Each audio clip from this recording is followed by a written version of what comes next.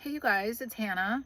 Hi, I already plan to make a video today discussing my favorite topic, Bitcoin's my favorite topic to learn about and think about. And I don't know, it's been kind of a crazy day because there's a tsunami warning where I live and it's supposed to make landfall here in Hawaii in like less than an hour. And I have done my due diligence. Like, me and my dog Buffy, we live at 240 feet elevation and we should be in the clear. We're not in an evacuation zone. Have the truck packed just in case. And I was like, should I, should I just like wait on this video? And I actually, even if things went really sideways, I have to wait like 45 minutes anyway to find out what's going on. There's no better place for me to be right now. And what would I want to spend that time on? What's the most interesting, distracting thing for me? That's Bitcoin. What, in the worst case scenario, what would I want to be like the last thing that I did before I had to like run for my life or whatever? It would be like to talk to the internet about Bitcoin. It's a true statement. So yeah, I don't know if those, tsunami sirens might come on or whatever, but I did leash up my dog here behind me just because I've heard that animals can sometimes do unpredictable things, around natural disasters. So she's not going to get away. Anyway, with that opener, I think it's more difficult to talk about something that you're really, really passionate about than something that you have sort of a passing knowledge with. I mean, it'd be like asking somebody like, why do you love your kids? Like, tell me about your kids or something, like the thing that's like nearest and dearest to their heart, you're just like, cause everything, And, I think that for the average person, there's nothing more off-putting than a passionate Bitcoin person. I know this because I am a passionate Bitcoin person and I deal with like normal, not that way people all the time. And it's very off-putting for them and it's very cult-like. And we're so intense about it, when they're just like, fucking calm down with your like weird magic internet money asset thing. And like, okay, yeah, I guess it has gone up, but like, that's a lot, and we're like, there's not much left. Like, please, just like, please buy like $10 worth. Like, please, like for me, do it for me. And they're like, I don't really understand it. Like, I'll think about it. I've, I've set so many people up with wallets and like sent them some of my Bitcoin just to like get them going because I'm willing to, I'm like, you have to have some. Like, the only wrong amount to own is 0. And I mean, taxi drivers, like random people that have helped me with yard work, like people that I never see again, like friends of mine. Like, I'm actually super, super generous with my Bitcoin, even though I'm trying to stack as much as I can, as hard as I can. And every bit of it means a lot to me, and it's going to mean a whole lot more financially later, just because Bitcoin, time turns those eggs into chickens, and like Bitcoin does all the heavy lifting for you, and it's the most asymmetric financial bet that like humanity has ever seen, like far beyond people's ability to like even conceptualize it. And so they frame it the wrong way. Even if they do think about it, they frame it the wrong way. They think of it as like an asset to trade or a crypto, one of the numerous like shit coins that are pumping and dumping out there, or, just like seeing it through whatever lens is the lens that they have access to. And that's actually kind of a beautiful thing, like as frustrating as it can be. Not because, I mean, I get it. Like, I know where I am in my Bitcoin journey, but like, I would really like my loved ones and honestly even total strangers to just have some and like see it grow and be like, oh, this is a thing I need. This is a different thing. This is like a different thing that has never happened to me before. This is a different thing that's like never happened to money before. It's you don't really like get that until you have a little amount and you can like watch that number change. And I've seen people, kind of have this like dawning realization. They're like, well, it's double or it's triple what it was. And I'm like, like, number go up. So yeah, I've been quite generous with, you know, just little small fractions of my Bitcoin over there. And given how powerfully it does go up, it's like if I had all that Bitcoin that I've kind of like farmed out to be like, please just get off zero, for all the Uber drivers and like random people I've met and like friends who aren't even that close, like people I've never even met that are kind of like internet friends, social media friends, like basically like if anybody contacts me, which they do like secretly, like they never do this kind of like openly, like on my page or whatever, they'll like message me and be like, can you help me figure this out? Like it's like furtive and it's like secret. And then I'll spend time with them on the phone or something, whatever, so I'm very much, to the extent of my ability, a philanthropist in this regard, but so there's something frustrating about a thing that like nobody gets, but then there's also something really beautiful about that, because it's like the magnitude of what Bitcoin represents for the human race is an entirely new thing, and it makes sense that that wouldn't be easy to frame. I don't even think that we are currently framing it correctly at all.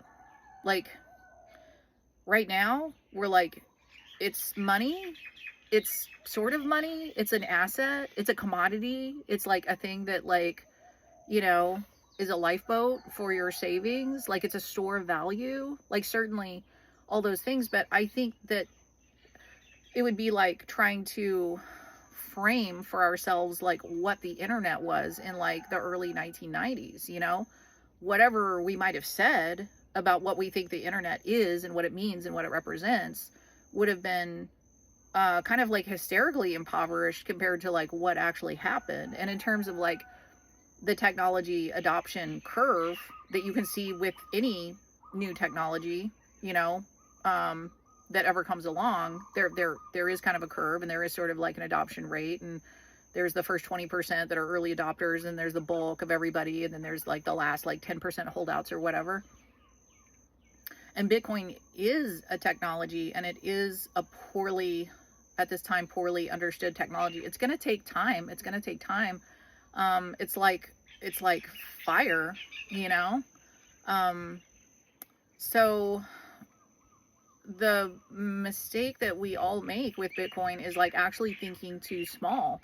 And that's something that we are prone to do because we are accustomed to just getting like rug pulled and like in our lives, like we're the most marketed to generations that have ever existed in the human race. Like we are marketed to all the time. Every time we turn around, every time we do anything, we're being advertised to. And everything is just like rug pull. Like we're being like parted from our money and our earnings left and right,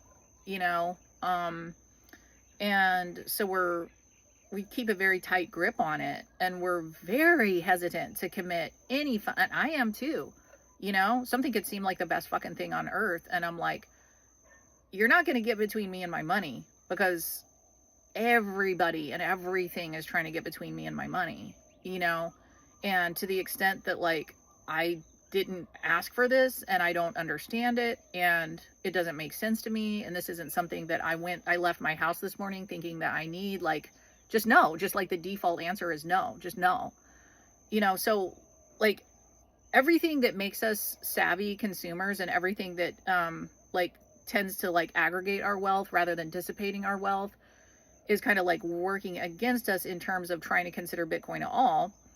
And now, Bitcoin's been around for 16 years. And I think even the average bear who doesn't look into it at all, and maybe I think almost everyone these days is like investing to some extent, like in some way, some people are like doing the whole like stock market portfolio thing. Some people are like accumulating more real wealth in terms of precious metals or ammo or guns or real estate or things that hold their value. Like a collapsing fiat currency makes speculators of us all. To the those precious metals, ammo, guns, real estate, art. I don't really know anybody who collects art, but I guess that's a thing. You know, those are things that we understand. We have a frame of reference for them, so it makes sense that we're gonna. And like, I'm not savvy. Like, I skipped the whole part where you like get good at the stock market. Like, I went straight from being like a completely blue collar, like paycheck to paycheck person, to being like laser eyes, like Bitcoin maxi, like with like literally no steps in the middle. Oh, and also, I think I should probably say that none of this is financial advice, and you shouldn't accept financial advice from me. Like, I should probably say that in this video. And you probably shouldn't accept personal advice from me either. Like, you probably shouldn't accept any advice from me. I always test my own advice out on myself, like, extensively first. But when it comes to things like Bitcoin, like, I have a set of like cojones and like an overall, like, I've given myself like the YouTube PhD, and I get where it's going, and I'm not going to be shaken out by the volatility and stuff like that. And if someone were to like not get all that and try to do the thing and then get burned, like touch the hot stove, and you know what I mean? Like, it might not be, it is good advice, but it is good advice for everyone. But like, you can't approach Bitcoin with the same set of like instincts that you approach other kinds of things, because it's not the same kind of thing. So this is a challenging video to make, and I'm not sure I'm going to do a good job at it. I'm almost certain that I'll do a bad job at it, but like, what am I going to do? Like, I'm waiting for a fucking tsunami right now, you know? Because I don't know what I could say. Because if you're a like person who's into Bitcoin as well, then like, you don't need me to say any of these things. Like, you're fucking laser eyes too, and you totally get it, you know? And if you're not, then there's nothing that I'm going to say that's going to interest you. And because I know that from personal experience, like, people just like completely zone out, and things that I think are fascinating and relevant and like urgent, they just don't hit, you know? So it almost feels like a really like a feeling of futility, you know, to even like try to talk about this, but that's what I want to do.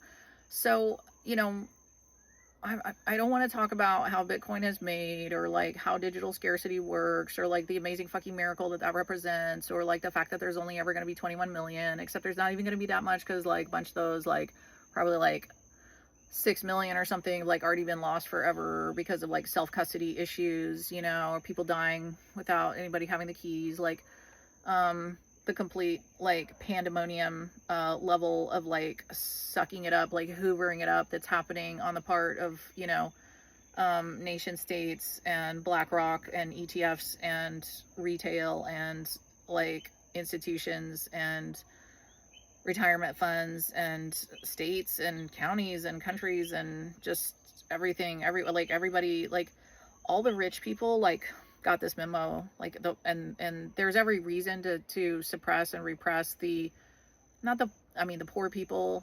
I mean, yeah, the poor people. There's every reason to suppress and delay and to stall and like obfuscate their understanding of this, because there's only ever going to be so many, and like these big dogs are like desperately sucking it up, you know? And the fact that there's a set issuance schedule that's going to continue for the next, you know, almost 120 years. Like, you can't make it any faster. You can't make it any slower. Like, every 10 minutes, there's a new block reward. It's a decentralized ledger, you know, that there's like hundreds of thousands, millions. There's hundreds of thousands of nodes, like, authenticating that ledger and authenticating every single transaction on it, like all over the world, that are not controlled by any political entity or any kind of like unified entity, and cannot be controlled. There's millions, maybe billions, certainly millions of mining rigs. I have 40 of my own, you know, I have mining rigs that are hashing out Bitcoin right now. Like, I make an income in Bitcoin. I make a little passive income. My power cost is really high, you know. It's expensive to make. It's super expensive to make. I mean, my rent for where I live is $750 a month, which is amazing for Hawaii. My power cost for my rigs is $6,500 a month. Like, that's what I pay in electricity. And I still profit, you know, because it's Bitcoin. And then if I can hang on to that remnant, you know, like, it doubles, it triples, it quadruples, like it just goes up. It just goes up, you know. So there's like so many interesting things I could talk about. But I think that one of the most interesting things that could maybe kind of get through, probably not. I have I'm very black pilled about anybody that I talk to, like being interested in the subject at all because of experience. But I think, that the comparison has been made on Twitter, X, and stuff like that of like, the boomers got the cheap real estate and we get the cheap Bitcoin. And so like act accordingly, but that's not dramatic enough. That's not dramatic enough. I mean, 16 years ago, you could have gotten like over 2,000 Bitcoin for $1. So that's like, do you see what, like, orders of magnitude? Like $1 to whatever 2,000. I can't do that math in my head right now, but Bitcoin's at like 118,000 today. Like whatever 2,000 of those that are worth 118,000 today. Not that you would cash it out, but what that's worth that you could have bought with $1 16 years ago versus whatever boomers paid for real estate and then what it's worth today. I mean, I know it's dramatic, and that's because we keep printing money. And the more money we print, it keeps more and more of it is attaching itself to like real goods. So that's why, and like real estate has become this like safe haven thing. People are like desperately like accumulating real estate because you can't save in dollars. Everybody knows that. You can't fucking save in dollars. Like it's like setting your money on fire. It's like flushing it down the toilet. So, so that's why, all these dollars attach themselves to real estate. Then they print more and print more. And the mechanics of like why and how we print more and why it's a death spiral and we have to keep printing more, and like this is fiat as fuck, like fiat behaves exactly this way, and like fiat currencies generally don't last more than 30 years. Like fiat currencies, and if you don't know what a fiat currency is, that's a currency like the US dollar, and like every currency in the world right now that is not backed by anything. There's no like real good, it's off the gold standard. It's been off the gold standard. So a fiat currency is like literally just like printed money. And we all live in a time where that's normal to us because we don't know any other way, right? And people talk about gold and silver and like, storing stuff under their bed like we think they're crazy.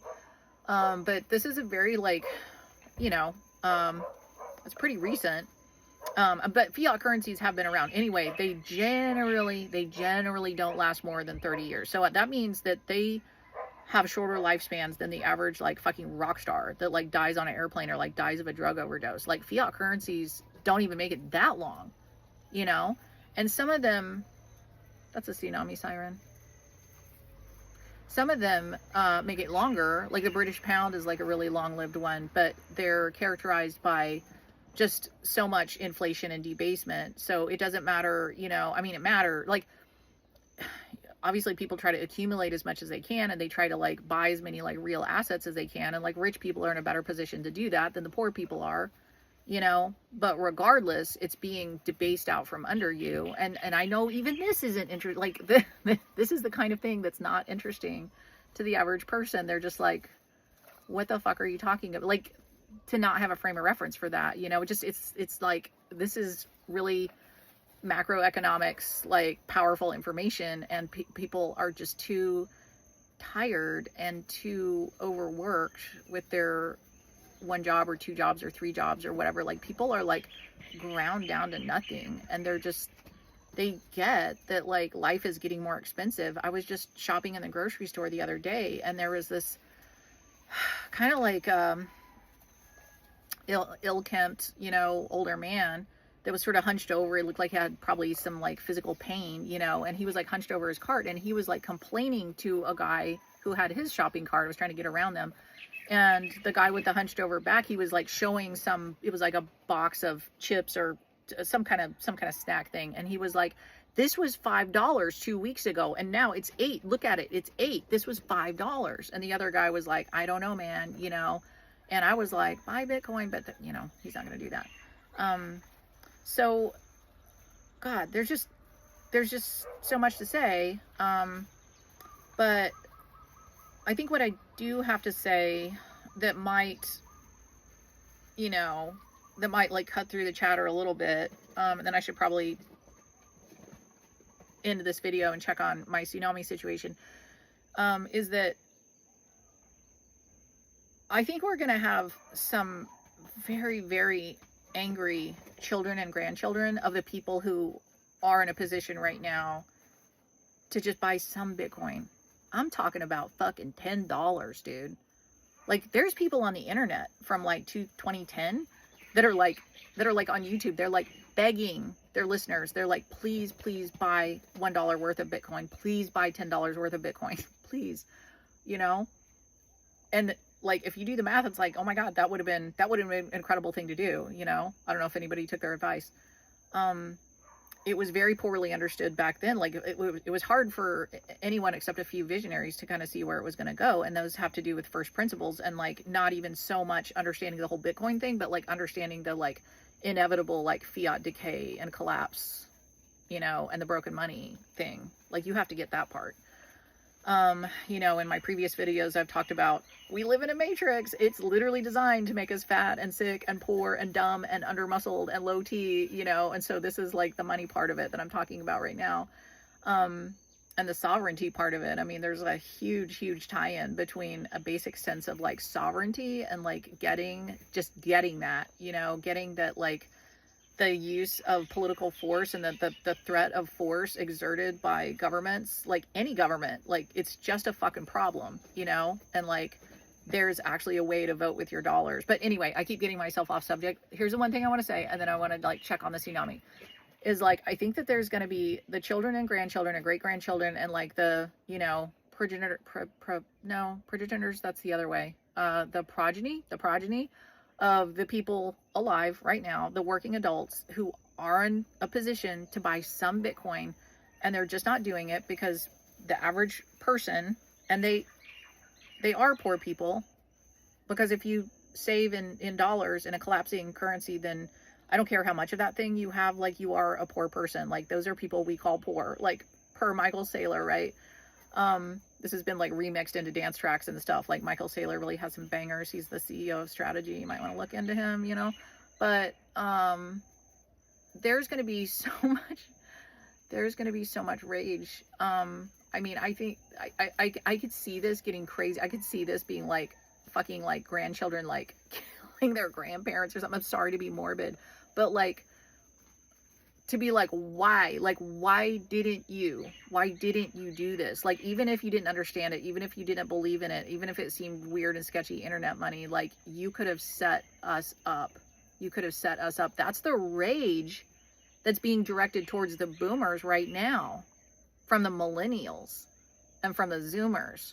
They're like, you fucking boomers, you soaked up all these resources, you didn't set anything aside for us, and you're just like, fucking figure it out. There's this, I'm not saying that that's how the boomers are, I'm just saying there's this rage between the millennials and the zoomers and the boomers, because of that's what happens to you when you're rug pulled over and over and over. Like, it makes you angry, you know, and then your anger attaches to somebody.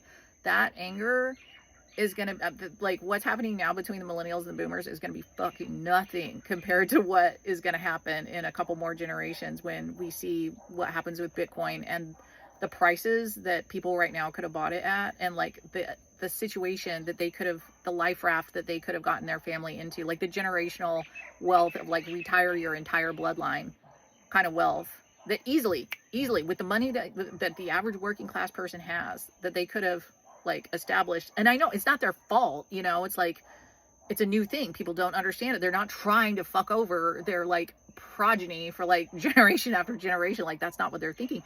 They're not thinking long term at all. They're thinking short term, and they have every reason to think short term because it's death by 1,000 cuts. They're probably working 3 jobs and they're freaking exhausted, you know? So like, I'm trying to give grace all the way around, but this is going to be different because, I mean, right now we have a situation where it's like everybody's mad at the boomers because of how fucked the millennials are, you know? But that's before AI. There's a bunch of dogs barking. Like, that's before AI.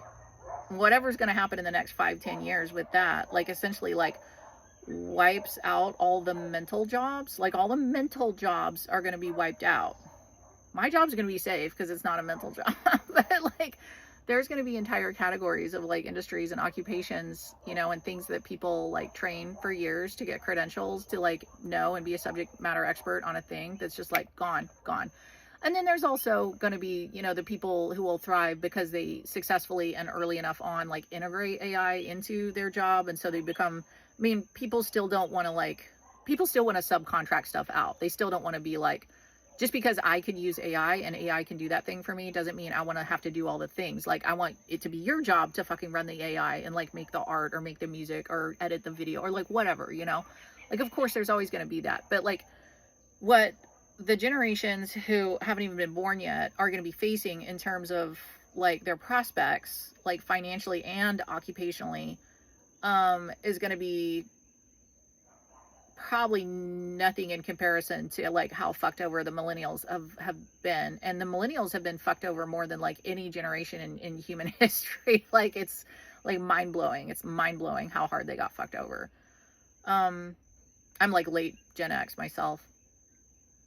And that just, I'm like, it just kind of like takes my breath away to think of that. Like, and you know, the average person I talk to, they're like, you know, I'm like, I will set you up with a wallet and I will send you $10 right now. And I've done it many times. And it's weird, you know, and they probably think I'm going to try to like fish information out of their phone, or, you know, like, I understand that that's like, why would somebody just come along and want to like do a thing for you like that? I would probably pump the brakes on that too. You know, if somebody tries to like come to the parking lot, like wash my windows, I'm like, whoa.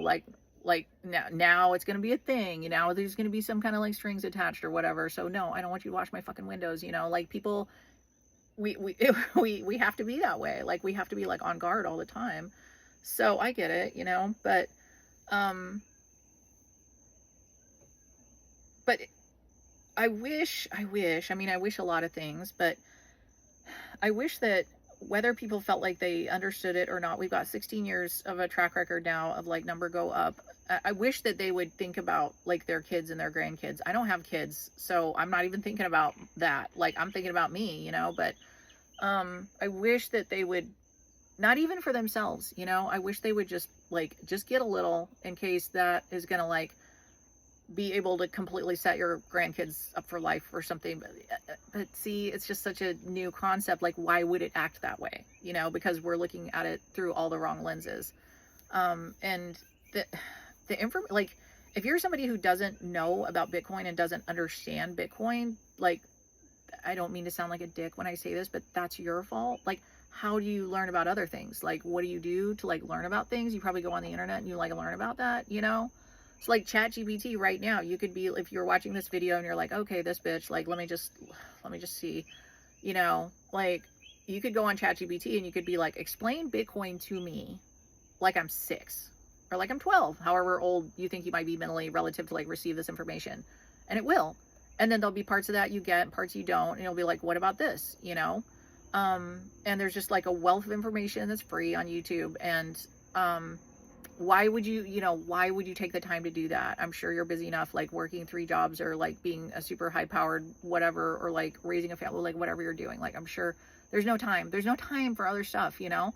But it's like, you definitely don't have time to be having your savings and your earnings debased out from under you. Like, you don't have that kind of time. You don't. And the extent to which Bitcoin returns your time and your freedom to you is like so powerful. It's so powerful. It's really worth learning about. But there's other people on the internet that say the same thing. Nobody's interested in it. Like, nobody wants to hear this. So Bitcoin has been for a long time and will continue to be, you know, I don't feel like there's, every time I think I like have a pretty good handle on it, like there's something new I learn. It's amazing. It's an open source protocol. It's like an immaculate conception. There's no CEO, there's no company running it. It's like a virus. It's like a virus that was released into the world, you know, just like, and it's eating every other asset class alive. It's eating them alive.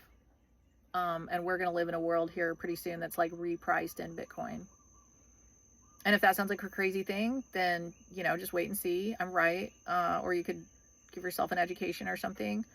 For me, I'm like, if my, you know, weird philanthropy with like trying to like send people even like little bits of my Bitcoin to like set them up so they can kind of like have a familiarity experience with it, you know, and be like, oh, it's just a thing. It's just an app on your phone. Like, it's like, you know, you do more complicated stuff, just like setting up a social media account or something like that. It's like so easy. It's not hard, you know? If my philanthropy in that regard can even change one or two or a couple people's lives, if this video could like convince you to buy $10 worth of Bitcoin so that your grandchildren won't like murder you in your sleep, like that, you know, I would take that. That would be a win. We live in a fantastically interesting time, and as a Bitcoiner, I have every reason to feel optimistic about that. And if I wasn't a Bitcoiner, which most people aren't, there's every reason to feel like crushing fear and depression about what's happening, because people get what's happening on some level. They just don't know like that there's an exit ramp or a lifeboat, you know? So on that note, I guess, you know, there's a tsunami headed this way. I'm going to like wrap this up and like check on the status, but we should be good. And, I just wanted to talk about my favorite things. So I appreciate you if you made it this far. I appreciate you entertaining me in this regard. And I hope that you will comment or ask me a question or something if you would like any help getting set up with some Bitcoin. I should probably at a certain point like stop sending my Bitcoin to people, but just like help them. It's not hard, you guys. It's not hard. Like, you need to get some Bitcoin. You need to get some Bitcoin. 0 is the wrong amount to have. Okay, bye.